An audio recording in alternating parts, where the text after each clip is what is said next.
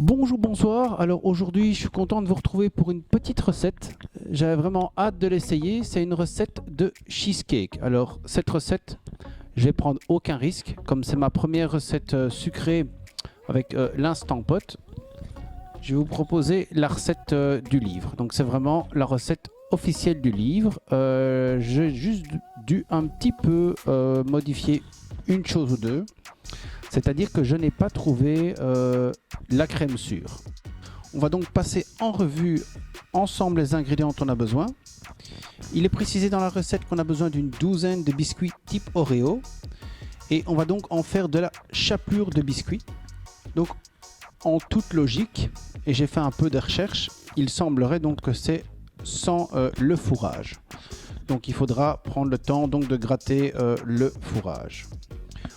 Ensuite, on a besoin de 2 cuillères à table, donc plus ou moins 30 ml de beurre fondu. On va passer à la garniture au fromage. 2 cups de fromage à la crème tempérée, d'un quart de tasse de sucre qui revient à plus ou moins 50 ml, une demi-tasse de confiture de framboise sans pépins. Malheureusement, moi j'en ai trouvé que avec pépins, donc il y aura un peu de pépins dans la recette. Un quart de tasse, donc plus ou moins 50 ml de crème sûre. Alors c'est ici que moi j'ai dû prendre de la crème épaisse parce que la vraie crème sûre je n'en ai pas trouvé.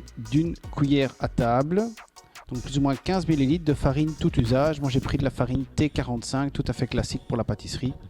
Et pour finir, de 2 œufs tempérés. Je vais vous montrer le moule que je vais utiliser. C'est un moule de la marque Tefal. À nouveau, je n'ai aucun sponsor, aucun partenaire, donc je n'ai aucun intérêt commercial à vous proposer un moule. C'est juste pour votre information. C'est un moule de la marque Tefal. Donc le moule fait en diamètre extérieur un diamètre de 20,5 cm et à l'intérieur, vous êtes ici à plus ou moins 19,5 cm. Autre accessoire qu'on va utiliser aujourd'hui, ce sont les tasses de mesure que je vous ai présentées dans une autre vidéo pour simplifier la tâche et pas devoir chercher des millilitres à gauche à droite et faire des conversions. Donc voilà, nous sommes partis pour la recette. Voilà, on va ensemble commencer la recette. On va commencer par réaliser donc la chapelure. Donc une tasse, une cup de chapelure de biscuits type Oreo. On va donc commencer par séparer le fourrage du biscuit.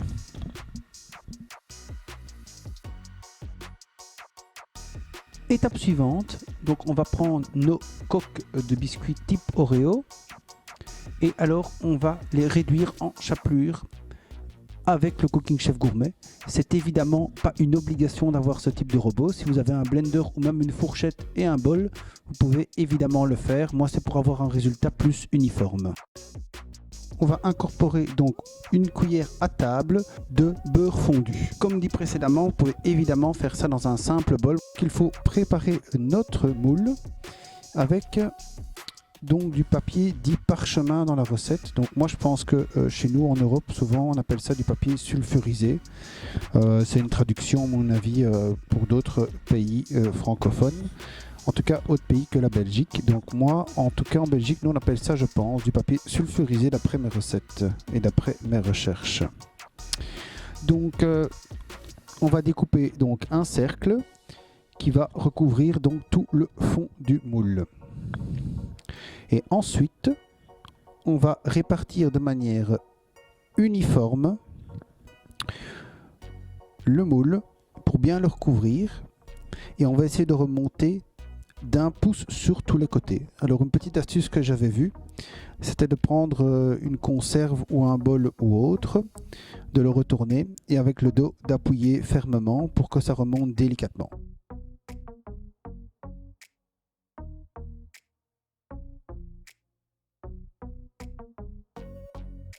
Une fois ceci fait, il faut donc mettre au frais 10 minutes au congélateur. Nous sommes à l'étape 3 de la recette, donc dans un bol, il faut mélanger le fromage, la crème et le sucre à vitesse moyenne jusqu'à une consistance lisse. Nous avons obtenu une consistance bien lisse comme demandé par la recette. On va donc pouvoir continuer à l'étape 3. On nous demande d'incorporer la confiture, la crème sûre et la farine. Alors pour rappel, la farine, j'ai pris de la T45 tout à fait classique et la crème sûre, je n'en avais pas, donc j'ai pris de la crème épaisse. Pour la confiture, c'est une confiture pour moi avec pépins parce que je n'en ai pas trouvé sans. Comme ça, vous savez tous les ajustements que j'ai fait. Petit avertissement avant de lancer le robot. Donc, les deux étapes suivantes vont se succéder sans s'arrêter. Donc, on va faire tourner le robot pour incorporer maintenant tout ce qu'on vient d'ajouter. Donc, la confiture, la crème, la farine. Et quand c'est bien incorporé, il ne faut pas non plus mélanger trop longtemps d'après la recette, mais il faut quand même continuer dans la foulée à ajouter les œufs un par un, toujours en veillant de ne pas mélanger de trop. Donc c'est pour ça que maintenant je vais lancer le robot et directement dans la foulée faire la fin de l'étape 3, donc incorporer et puis rajouter les œufs un à un.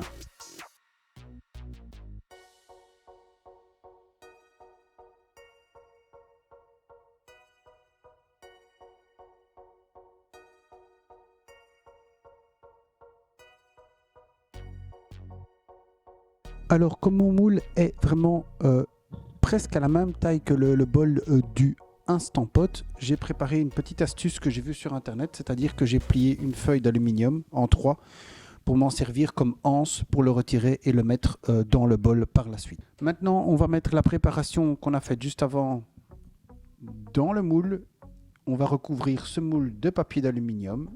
On va veiller que ce soit le plus hermétique possible pour éviter que l'eau s'infiltre. Et puis, on va passer à l'Instant Pot. Alors, ce n'est pas marqué dans la recette. Normalement, dans la recette, on fait comme ça. En tout cas, si j'ai bien compris, on fait comme ça. C'est-à-dire qu'on prend juste de l'aluminium et on met directement dans l'appareil en se servant de l'aluminium comme anse. Mais avant d'aller plus loin, moi j'ai trouvé deux astuces supplémentaires sur internet.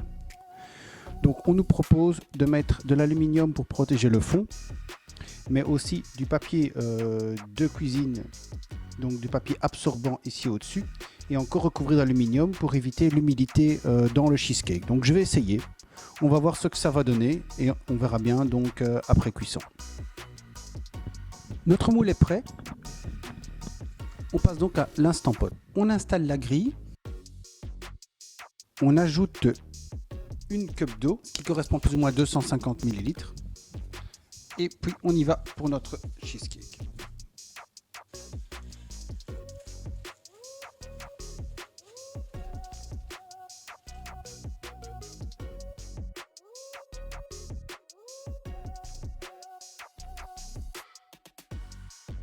On n'oublie pas sealing, pas venting. Alors pour la programmation, comme c'est la première fois, je vais suivre la recette à la lettre. On sélectionne donc pressure cook, pression high, 25 minutes. Après 10 secondes, le robot va démarrer. Petite précision, en fin de cuisson, il faudra laisser 10 minutes en natural release. Donc au final, on aura au total 10 minutes de mise en pression, 25 minutes de cuisson et 10 minutes de natural release. À la suite des 10 minutes, on fait le quick release comme d'habitude et on teste si le gâteau est cuit. Plus ou moins au centre évidemment. S'il n'est pas cuit, vous pouvez toujours relancer 5 minutes. Il est aussi conseillé dans la recette d'éponger l'eau s'il y en avait au-dessus du gâteau. Normalement avec la double technique que j'ai trouvée sur internet, le papier de cuisine, donc le papier essuie-tout, comme on dit chez nous, de cuisine, plus l'aluminium au-dessus, il ne devrait pas y avoir de problème au niveau d'humidité. Donc on se retrouve en fin de cuisson. Voilà, on est arrivé à la fin du temps de cuisson. On est en maintien chaud 21-22 minutes maintenant. Donc voilà, on fait le quick release. Ben voilà, la valve était déjà descendue complètement, mais donc par sécurité, faites bien toujours le quick release. On tourne le couvercle.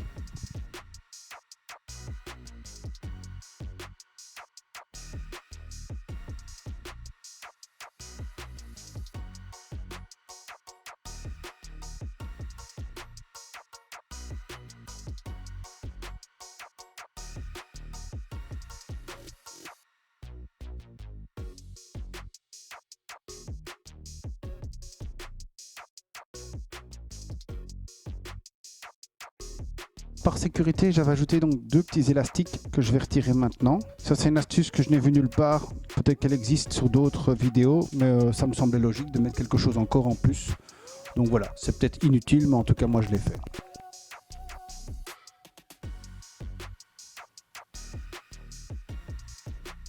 Moi, je pense que c'est cuit. Ce que je vais faire maintenant, c'est le laisser refroidir. Et d'après la recette, il faut au moins 4 heures de réfrigération. Petite précision, je n'ai pas mis de nappage au chocolat parce que les personnes chez qui je vais, pour le dessert, en tout cas, n'aiment pas trop le chocolat. Donc cette fois-ci, je ne fais pas le nappage au chocolat. Si vous voulez le consulter sur la recette, c'est super simple à faire. C'est du chocolat, de la crème, rien de très chinois. Je vous dis déjà bye bye. Merci d'avance pour vos likes et vos abonnements. Et à bientôt pour de nouvelles recettes.